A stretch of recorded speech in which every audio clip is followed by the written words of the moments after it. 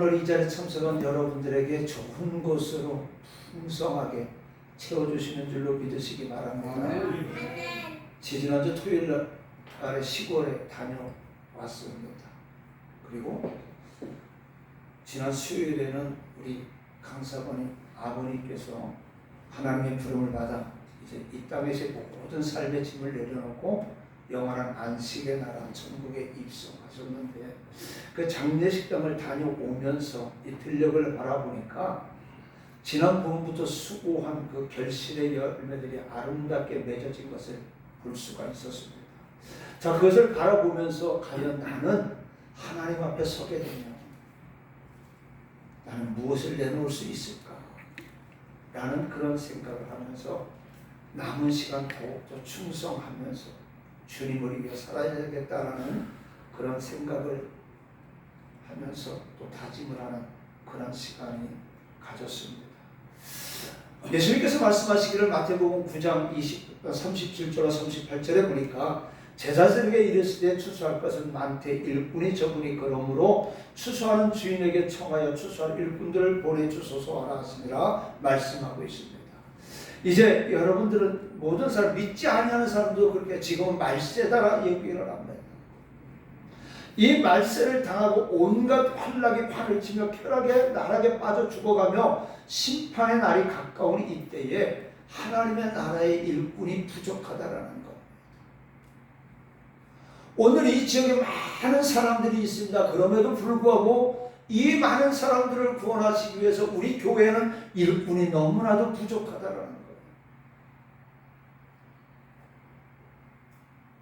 오늘 주님은 일꾼을 부르십니다.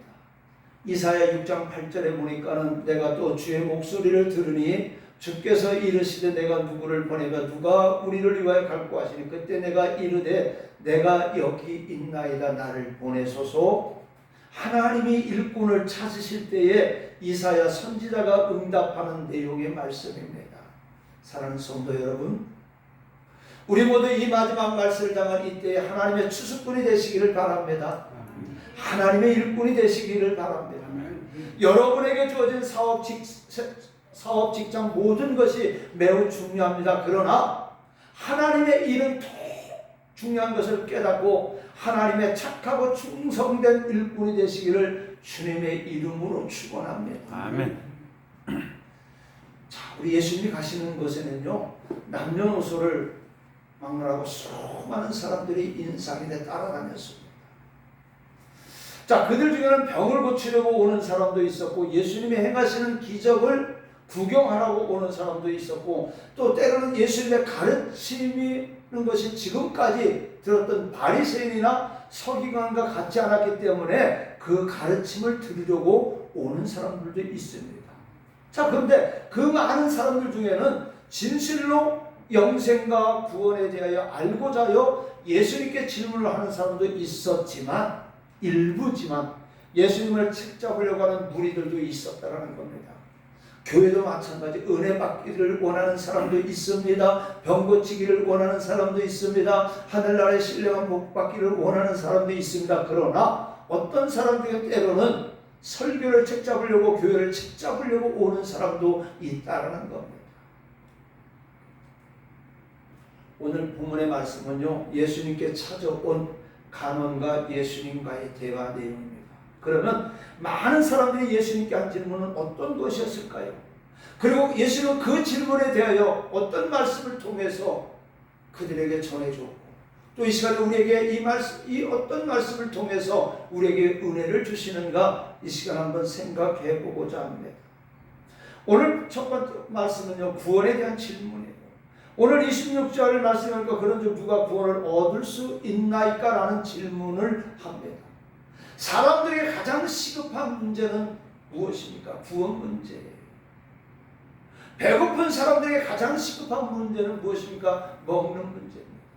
육신의 질병의 문제로 가장 고민하는 사람은 무엇입니까? 질병의 문제에서 해방되어지는 것이 가장 인생의 목적입니다. 그 모든 인류의 보편적인 가장 근본적인 목적은 시급한 문제는 구원의 문제라는 거예요. 그래서 사람들은 안 그런 척하지만 사실은 구원 문제에 대해 매우 관심이 높습니다. 그리고 상당히 민감합니다. 세상의 모든 종교는 나름대로 구원론을 가지고 있고 또 거기에 상당한 교리를 가지고 있습니다. 그러나 기독교의 구원론만큼 완벽하면서 온전한 구원론은 그 어느 종교에서도 찾아볼 수가 없습니다. 기독교의 구원론은요, 다른 종교의 구원론과 비교하는 것조차 말도 되지 않습니다. 다른 종교들은 인간의 어떤 노력과 공동을 통해서, 아니 또 어떤 고행이나 묵상을 통해서 무엇을 얻고자 하는 것이지만 우리 기독교의 구원은 뭐예요? 창조주 되시는 하나님이 인간의 몸을 입고 이 땅에 오셨습니다. 그분이 바로 예수님입니다. 또 우리 예수님은, 그 예수님은 우리 인간의 연약함을 아시기 때문에 우리를 위해서 단번에 제물이 되셨고 십자가에서 희생의 제물이 되셨기 때문에 예수님을 나의 구주로 믿기만 하면 구원을 받는다라는 거예요. 우리가 어떤 고행도 필요 없어요. 어떤 노력도 필요 없습니다. 그냥 예수만 믿기만 하면 됩니다. 여러분 믿으십니까?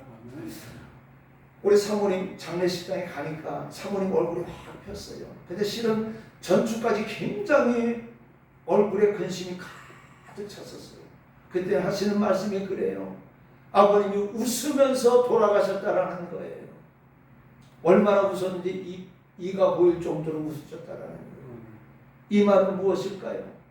그 죽기 전까지 수없는 고통 속에 살았지만 그 숨을 다할 때는 무엇을 봤어요? 천군 천사가 그 아버님을 데리고 오는 것을 보았기 때문에 그는 웃고 갈 수가 있었던 거예요. 그 뭐예요? 구원에 대한 확신을 받고 그는 천국에 갔던 겁니다. 자, 오늘 본문 말씀에 보니까 한 간원가의 대화 중에 이 간원이 물어봅니다. 내가 어떻게 하여야 영생을 얻을 수 있습니까? 오늘 본문의 제목입니다. 이 질문에 예수님은 먼저 계명을 지키라고 했습니다. 계명을 지킨다는 것은요, 하나님의 말씀을 지키는 것을 말하는 거예요. 오늘 저와 여러분이 신앙 성도라고 얘기하지만 얼마만큼 하나님의 말씀을 지키고 있습니까? 우리가 구원을 얻는 첫째가 바로 하나님의 계명을 지키는 말입니다. 하나님의 말씀을 순종하여 지키는 것을 말합니다. 그래서 우리 주님도 말하면 이날은 내 날이니 주님의 날이라고 했어요. 거룩히 지키라고 했습니다. 그런데 오늘 저와 여러분은 이 모양 저 모양으로 이 날을 주님의 날을 범하자 주님의 말씀을 지키지 않고 오늘 구원의 첫 번째 조건, 영생의 첫 번째 조건은 주님의 말씀을 지키는 거예요. 그러니까 이 간호는 다시 말합니다. 그런 계명은 내가 어렸을 때 지켜왔습니다. 대답을 합니다. 이때 예수님이 뭐라고 하면 가장 핵심적인 말씀을 합니다. 22절에 그러니까 이 말씀을 들으시고 이르시되 내가 아직도 한 가지 부족한 것이 있으니 내게 있는 것을 다 팔아 가난한 자들에게 나눠주라. 그리하면 하늘에서 내게 보화가 있으리라. 그리고 와서 나를 따르라 하시니 그 사람이 큰 부자임으로 이 말씀을 듣고 심히 근심하더라 말씀하고 있습니다. 한 가지 부족한 것이 있다고 하십니다. 하나님 보시기에 인간들이 부족한 것이 어찌 한 가지뿐이겠습니까? 예수님의 이 말씀은요, 그 간원이 어려서부터 신앙의 가정에 태어나서 하나님의 계명의 말씀을 늘 들어왔습니다. 그리고 계명대로 살려고 노력했습니다. 원래 유대인들은요, 어려서부터 6살까지는 집에서 어머니로부터 가족들로부터 교육을 받습니다. 그리고 6살이 지나면은 율법의 아들이라고 해서 회당의 랍비에게 교육을 받습니다. 그리고 12살이 되면은 예루살렘의 절기에 참석도 합니다. 아마도 이 간원은 이런 과정을 거치면서 어려서부터 하나님의 말씀을 늘 들으며 말씀대로 살아왔을 겁니다. 그러나 그런 전통적인 바리새인이나 서기관들처럼 그저 형식적이고 의례적인 그런 신앙생활을 해왔습니다. 그러기에 예수님은 간원에게 내게 오히려 한 가지 부족한 것이 있다라고 말씀하신 겁니다. 마태복음 23장 23절에 보니까 예수님은 바리새인과 서기관들을 책망하실 때 화 있을지언정 외식하는 서기관들과 바리새인들이여 너희가 박하와 회양과 근처에 11조는 들이되 율법에 더 중한 바 정의와 공율과 믿음은 버렸다. 그러나 이것도 행하고 저것도 버리지 말아야 할지니라 말씀하고 있습니다. 여러분, 우리들도 하나님 앞에서 하나님 앞에 예수님 앞에 이 시간 다시 한번 저와 여러분의 자신을 돌이켜 보아야 되겠습니다. 내가 생각하기에 그래도 이만하면 되겠지, 내가 이 정도 신앙생활하면 되겠지, 이만큼 봉사하면 되겠지, 이만큼 헌신하면 되겠지, 이런 생각을 가지고 있다면 이 시간 버리시기를 바랍니다. 그리고 이 시간에 부족한 것이 무엇인지를 우리는 깨달아야 된다. 바리새인들은요 11절 철저히 했습니다. 안식일을 목숨을 걸고 지켰습니다. 마카비 시대에는요 얼마나 안식일을 잘 지켰느냐면요, 외세가 침략을 했는데도 전쟁을 하다가 안식일 날이니까 전쟁을 멈춰버렸어요. 그러다 보니까 이 적군들에게 수많은 사람들이 희생되기도 했습니다. 그런데 주님은 그와 같은 바리새인들과 서기관들을 책망합니다. 바로 의와 인과 신을 버렸기 때문입니다. 그래서 주님은 이것도 행하고 저것도 버리지 말라고 말씀하셨던 겁니다. 여러분이 돈 버는 것도 중요합니다. 여러분이 세상 사람 만나는 것도 중요합니다. 그러나 이것도 중요하지만 하나님 앞에 나와서 말씀을 듣고 지키는 것이 중요하다는 겁니다.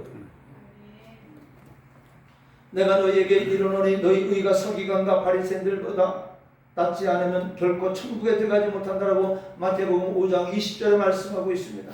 예수님의 이 말씀을 듣고 의기양양해서 왔던 가론은 어떻게 했어요? 오늘 말씀에 보니까 근심하며 돌아갔다라고 했어요. 나는 여러분들의 지금까지 신앙의 연륜과 경력과 여러분의 직분을 가지고 나와서 예배를 드린다면 이 시간 다 내려놓으시기 바랍니다. 그리고 철저하게 오늘 주님이 내가 아직도 한 가지 부족한 것이 있다, 이 말씀을 들으시기를 바랍니다. 그래서 주님이 원하시는 것이 무엇인가를 오늘 발견하는 그런 시간이 되시기를 바랍니다. 왜요? 우리의 직분 가지고 천국에 가는 거 아니에요. 우리의 신앙의 경력 연륜 가지고 천국에 가는 거 아니에요. 어제 저녁에 우리 서울에 있는 제수자가 저희 집사람한테 전화가 왔어요.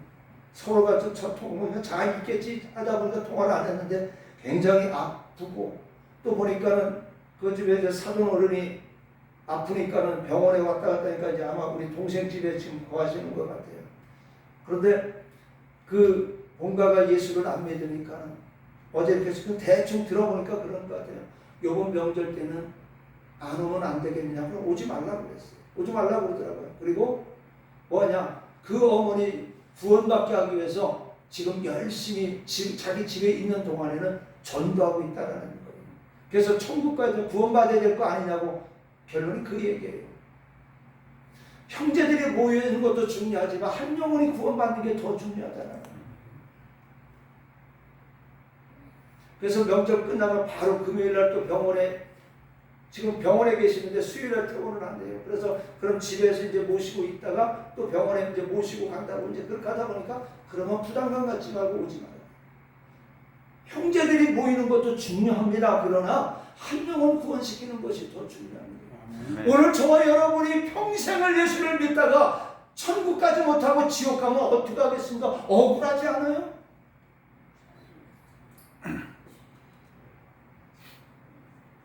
저는 박한수 목사님이 영국의 그 기독교인들 그 모임에 가서 설교하는데 그 내용을 잠깐 들으면서 기겁을 했어요.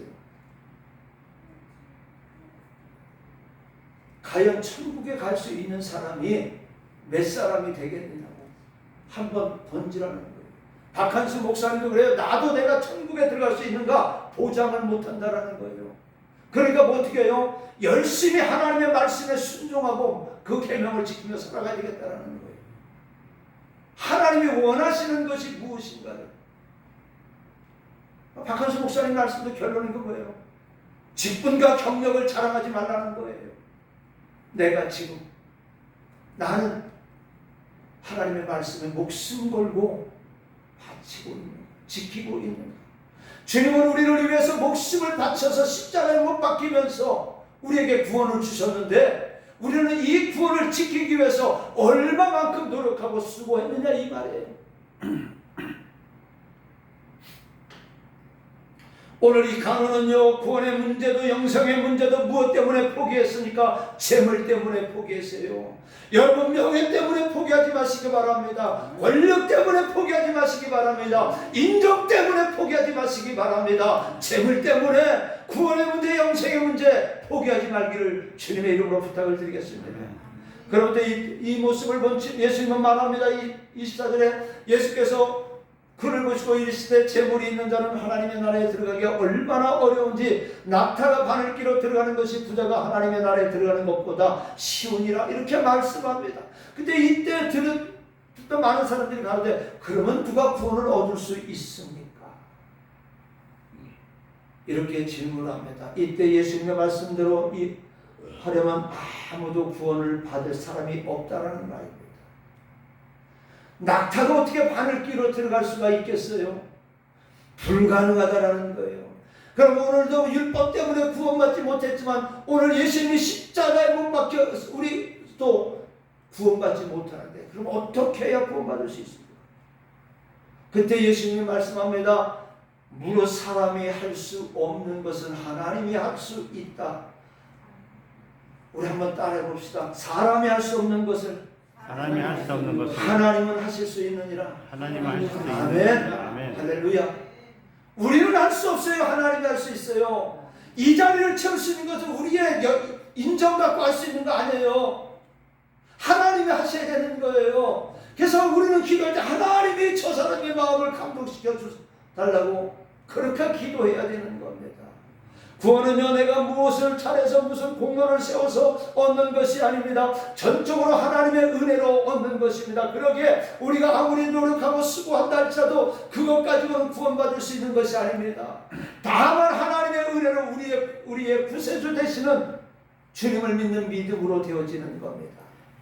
예수 믿으면 되는 줄 믿으시기 바랍니다. 믿으세요? 아멘. 에베소 2장 8절에 보니까 너희는 그 은혜에 의해서 믿음으로 말미암아 구원을 받았으니 이것이 너희에게서 난 것이 아니요 하나님의 선물이라. 행위에서 난 것이 아니요 아니 이는 누구든지 자랑하지 못하게 함이라. 그러니까 오늘 저와 여러분 신앙의 열면 자랑하지 맙시다. 솔직히 저는 이렇게 뒤돌아보니까요, 얼마 전까지는 내가 목사를 몇 년 하고 신학교 교수를 몇 년 하고 이것을 자랑으로 여겼는데 이걸 가만히 보니까 자랑할 것이 하나도 없더라는 거예요. 더 창피하더라는 거예요. 왜요? 내가 이 자리에 오기까지 크든 적든 하나님의 은혜가 아니면 올 수가 없었기 때문에. 사도 바울이 마게도냐 지방에 가서 전도할 때 귀신 들린 점치는 계집을 만납니다. 그 계집종을 고쳐주고 어떻게 해요? 감옥에 갇히지 않습니까? 억울하게 매를 맞습니다. 착고에 채워 깊은 감옥에 갇혔는데 밤중에 바울과 실라가 찬송하며 기도할 때 지진이 일어나고 옥문이 열립니다. 저는요, 요번에 윤석열 대통령하고 김건희 여사의 그 병원에 갈 때의 모습을 보고 기겁을 했어요. 아, 이거는 보통 핍박이 아니다. 수갑을 채우고 병원에 데리고 가는 건 맞습니다. 근데 수갑을 채우는 건 수갑을 채워도 수건으로 감싸가지고 이걸 보이지 않게 합니다. 또 아프다 그러면요, 그 사람을 휠체어에 앉혀서 데리고 가지 절대 걸어가게 하지 않습니다. 그리고 발에 착고를 채우지 않아요. 근데 이번에는 보니까 두 분 다 병원에 가는데 우리나라 에 보니까 보지 못했던 것들을 이 두 사람한테 봤어요. 야, 그래서 이거는 보통 핍박이 아닙니다. 우리나라 근로자들이 미국에서 붙잡혔을 때 불법으로 붙잡혀서 어떻게 했어요? 그들도 수갑에 차고 발에 착고 챘죠. 물론 미국은 찹니다. 근데 우리나라는 그렇게 하지 않았어요. 근데 요번에 보니까는 윤석열 대통령하고 김건희 여사한테는 병원에 가는데 그렇게 하더라고요. 그래서 참 그걸 보면 마음이 아프고 마음속으로 울었습니다. 자, 근데 보니까 바울과 실라가 이 귀신 들려 점을 치는 이 계집종을 고쳐줬는데 칭찬받음에도 불구하고, 받아야 됨에도 불구하고 어떻게 했어요? 감옥에 갇히고 매를 맞았습니다. 그때에 그들은 밤중에 어떻게 했어요? 찬송하고 기도했어요. 저와 여러분 같으면 어떻게 했어요? 내가 좋은 일 했는데 내가 왜 여기에 와? 원망했을 겁니다. 우리 김 집사님은 안 그래. 나는 안 그래요. 그러네. 아마 다 그랬을 거예요. 근데 바울과 실라는 찬송하고 기도했습니다. 그러니까 지진이 일어나면서 옥문이 열립니다. 이때 간수는 확인도 하지 않고 제수들이 도망간 줄 알고 어떻게 해요? 자결하려고 합니다. 그러나 바울이 소리 지릅니다. 내 몸을 상하지 말라. 우리가 다 여기 있다. 도망가지 않았다. 그러니까 간수가 뛰어들어가 보니까 바울 그대로 있어요. 그러니까 바울과 이 간수가 무서워 떠옵니다. 그리고 바울과 실라 앞에 엎드려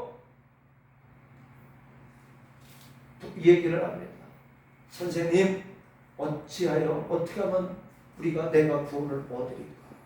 그때 주 예수를 믿으라. 그러면 너와 내 집에 구원을 얻으리라 말씀하고 있습니다. 그래서 그 간수가 어떻게 해요?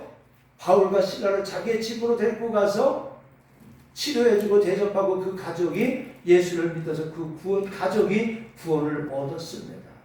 예수님이 부활하시는 오순절날 성령을 충만히 받은 사도들이 밖에 나가 열심히 예수님의 부활을 전도합니다. 듣는 이들이 모두 그 말씀을 듣고 회개해서 어떻게 해요? 하루에 3,000명이나 돌아오는 역사가 있습니다. 자, 그들이 이 말을 듣고 마음에 찔려 베드로와 다른 사도에게 물어 이르되 형제들아 우리가 어찌할꼬 하거늘 베드로가 이르되 너희가 회개하여 각각 예수 그리스도의 이름으로 세례를 받고 제사함을 받으라. 그리하면 성령을 선물로 받으리라. 예수님을 믿으라는 겁니다. 예수님을 구세주로 믿으라는 겁니다. 그러면 구원의 문제는 해결되어지는 거예요. 그 다음에 거듭남에 대한 중생에 대한 질문입니다. 기독교의 구원론에 있어서 중생의 교리말로 핵심적인 교리입니다. 우리들이 예수를 믿고 구원받았다면 반드시 거듭나는 과정이 있어야 돼요. 기독교의 중생의 교리는 깨닫는 것이 아닙니다. 완전히 변화되어 새 사람으로 되는 것을 말합니다. 마치 고철들이 용광로 속에 들어가 녹아져서 불순물들이 제거되고 새로운 쇳덩어리가 되는 것처럼 말입니다. 고철은요, 더럽다고 닦아서 녹물을 벗겨도 사용하지 못합니다. 용광로에 들어가서 완전히 불순물이 제거되어야만이 새것이 될 수가 있는 것입니다. 요한복음 3장에 보니까 예수님을 밤중에 찾아온 니고데모와의 대화가 기록되어 있습니다. 밤중에 등불을 들고 찾아온 니고데모에게 예수님은 거듭나야 한다는 말씀을 하셨습니다. 근데 이 니고데모는 이 말을 깨닫지 못해요. 그래서 반문하기를 사람이 늙었는데 어찌 다시 어머니 뱃속에 들어갔다 다시 태어날 수가 있습니까? 그때 예수님은 요한복음 3장 5절에 말씀합니다. 예수께서 대답하시되 진실로 내게 이르노니 사람이 물과 성령으로 거듭나지 아니하면 하나님의 나라에 들어갈 수 없느니라. 물은 예수님의 보혈을 뜻합니다. 그러므로 저와 여러분 우리를 위해 십자가에 그리신 보혈의 공로를 믿고 주님이 승천하신 후에 보내주시는 성령을 받아 거듭나서 새 사람이 되어야 천국에 들어갈 수 있다는 말씀이에요. 오늘 저와 여러분이 예수 믿는 것으로 끝나는 것이 아니에요. 날마다 우리가 성령 받아서 예수의 사람으로 변화되어야 된다는 거예요. 10년 전에 믿었던 그 사람이 오늘 10년이나 20년이나 그 과거의 모습이 똑같다고 그러면은 어떡하겠어요?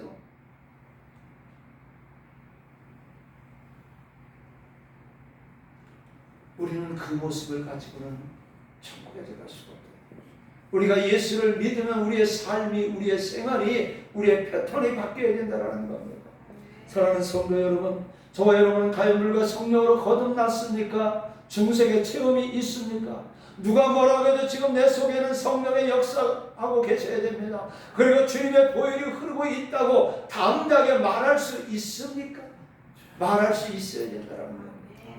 자, 그 다음에 영생에 대한 질문입니다. 누가복음 10장 25절 이하에는요, 예수님과 율법사 간의 대화가 기록되어 있습니다. 어떤 율법사가 일어나 예수를 시험해 가지고 선생님, 내가 무엇을 하여야 영생을 얻을 수 있습니까? 이렇게 물을 때 예수님은 계명을 지키라고 말씀합니다. 근데 이 사람은 자기를 자랑하고 옳게 보이려고 예수께 묻기를, 그러면 내 이웃이 누구입니까? 이렇게 다시 묻습니다. 이때 예수님이 그 유명한 선한 사마리아 사람의 비유의 말씀을 하셨습니다. 하나님의 나라에 들어가는 것은요, 하나님의 말씀을 아는 것으로 되는 게 아니에요. 하나님의 말씀을 많이 읽었다고 되는 것이 아니에요. 여러분이 성경 공부를 많이 했다고 해서 되어지는 것이 아닙니다. 입으로 주여 주여만 해서 되는 것이 아닙니다. 마태복음 7장 21절을 나더러 주여 주여 하는 자마다 천국에 들어가는 것이 아니에요. 다만 하늘에 계신 내 아버지의 뜻대로 행하는 자만이 들어간다고 주님은 분명히 말씀해 주고 계십니다. 여러분 그렇게 믿으십니까? 네. 오늘 우리의 믿음을 자랑하지 맙시다. 오늘 내가 열심히 신앙생활함을 자랑하지 맙시다. 그 다음에 하나님의 일에 대한 질문입니다. 요한복음 6장 27절에 보니까 썩을 양식을 위하여 일하지 말고 영생하도록 있는 양식을 위하여 하라. 이 양식은 인자가 너희에게 주리니 인자는 아버지 하나님께서 인치신 자니라. 이렇게 말씀하시니까 무리들이 예수님께 묻습니다. 우리가 어떻게 하여야 하나님의 일을 하오리까? 할 수 있습니까? 이렇게 질문합니다. 그때 예수님께서 말씀합니다. 대답하여 가르치되 하나님의 보내신 자를 믿는 것이 하나님의 일이니라. 자, 우리 피조물들이요, 아담으로부터 내려오는 원죄를 비롯해서 내가 지은 자범죄로 인해서 영원히 지옥 형벌을 면할 수 없는 죄인들이 하나님의 부활하신 사랑과 예수 그리스도의 은혜로 인해서 구원을 받아 하나님의 나라에 들어가게 되었습니다. 그리고 하나님의 자녀의 인치심을 받고 영생을 얻었습니다. 그렇다면 우리가 해야 할 마땅한 일은요, 하나님의 보내신 자, 곧 예수 그리스도를 나의 구세주로 믿고 고백하고 그 예수를 증거하는 거예요.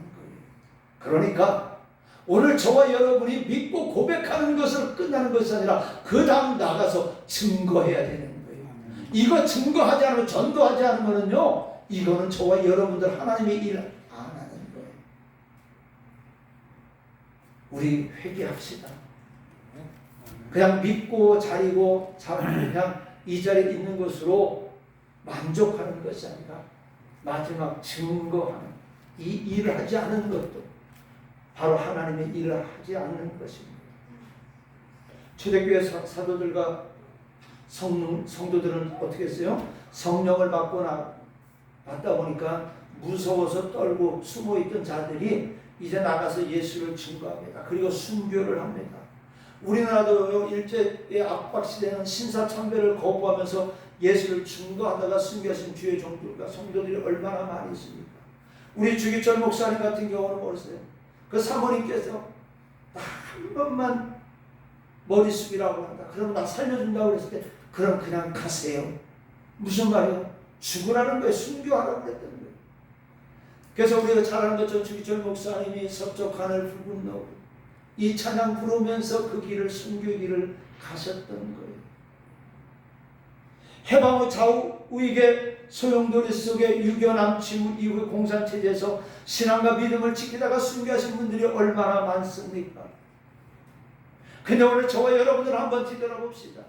이것 때문에 저것 때문에 예배 못 드립니다. 주의 일 못합니다. 전도 못합니다. 우리는 핑계하지 않습니까?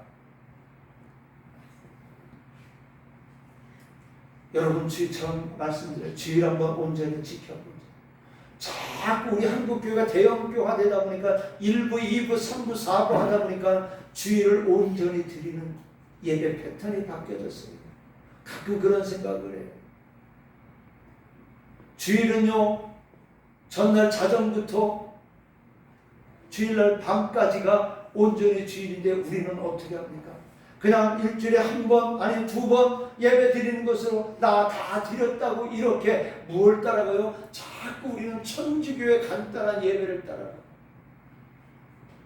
이 주님의 이 날을 온전히 주님의 의에서 드릴 수 있고 생각할 수 있는 그런 날이 되어져야 되는 겁니다. 오늘 명예 때문에, 물질 때문에, 권력 때문에, 세상의 인정 때문에 우리의 신앙을 지키지 못하는 그런 자리에 있지 않기를 주님의 이름으로 부탁을 드립니다. 마태복음 16장 24절로 25절에 보니까 이에 예수께서 제자들에게 이르시되 누구든지 나를 따라오려거든 자기를 부인하고 자기 십자가를 지고 나를 따를 것이니 누구든지 제 목숨을 구원코자 하면 잃을 것이요 누구든지 나를 위하여 제 목숨을 잃으면 찾으리라 말씀하고 있습니다. 자, 그 다음에 마지막으로 주님을 따르는 것에 대한 질문입니다. 여러분, 우리가 예수를 나의 구주로 믿고 은혜를 받고 성령 체험됐습니다. 구원도 받았습니다. 그러면 주님을 따라가야 되는 거예요. 우리 주님은 말씀하시기를 나를 따르라 말씀하고 있습니다. 마태복음 10장 30절에 보니까 또 자기 십자가를 지고 나를 따르지 않는 자는 내게 합당하지 않는다고 말씀하고 있습니다. 요한복음 14장 5절 이하의 말씀을 보면 예수님과 제자 도마와의 대화가 기록되어 있는데 도마가 이르되 주여 주께서 어디로 가시는지 우리가 알지 못하거나 그 길을 어찌 알겠사옵니까? 그때 우리 주님은 말씀합니다. 내가 곧 길이요 진리요 생명이니 나로 말미암지 않고는 아버지께로 올 자가 없느니라. 이 말씀은 무슨 말이에요? 구원의 길이 오직 예수로만 이루어진다는 말입니다. 우리 예수님만이 오직 유일하신 하나님이시라는 겁니다. 그러므로 우리가 구원받는 길도 오직 예수님밖에 없어요. 예수만이 유일한 구원의 길이요 구세주가 되시는 겁니다. 우리 부모가 잘 믿으니까 누가 잘 믿으니까 나도 구원받겠지 않아요. 오늘 구원의 문제는요 1대1입니다. 내가 잘 믿어야 돼요. 남편이 잘 믿고 아내가 잘 믿고 부모가 잘 믿는 거 아무 소용이 없어요. 내가 잘 믿어야 구원받는 거예요. 요즘 말세가 가까우기 때문에 예수 말고도 구원의 길이 있고 교회 밖에도 구원의 길이 있다고 말하는 사람들이 있습니다. 그러나 성경은 우리에게 분명히 말씀하고 있습니다. 사도행전 4장 12절에 다른 이로서는 구원을 받을 수 없나니 저나 사람 중에 구원을 받을 만한 다른 이름을 우리에게 주신 일이 없음이라 하였더라. 그 어떤 이름도 주지 않으시고 오직 예수만 우리에게 주었다라는 사실을 믿으시기 바랍니다. 말씀 마칩니다. 여러분, 오늘 예수님의 말씀은 우리가 믿음을 가지고 신앙생활하고 천국 가는데 가장 중요한 말씀들을 예수님께서 가르쳐 주신 말씀입니다. 이 말씀을 듣고 우리는 깨달아야 됩니다. 마가복음 8장 17절에 믿음 없고 깨닫지 못하는 제자들을 책망합니다. 우리도 깨달아야 됩니다. 그리고 그 말씀대로 지켜 행하는 자가 되어야 됩니다. 행함이 없는 믿음은 죽은 믿음입니다. 바리새인들과 서기관들처럼 주님으로부터 책망을 받을 수밖에 없습니다. 사랑하는 성도 여러분, 이제는 주님의 재림이 가까워왔습니다. 오늘도 하나님의 크시는 총과 우리 주 예수님의 사랑과 구원하심이 이 시간 예배드리는 모든 성도 여러분들에게 충만하게 임하기를 주님의 이름으로 간절히 축원합니다. 은혜로우신 아버지 하나님, 우리가 무엇을 하여야 영생을 얻을 수 있습니까?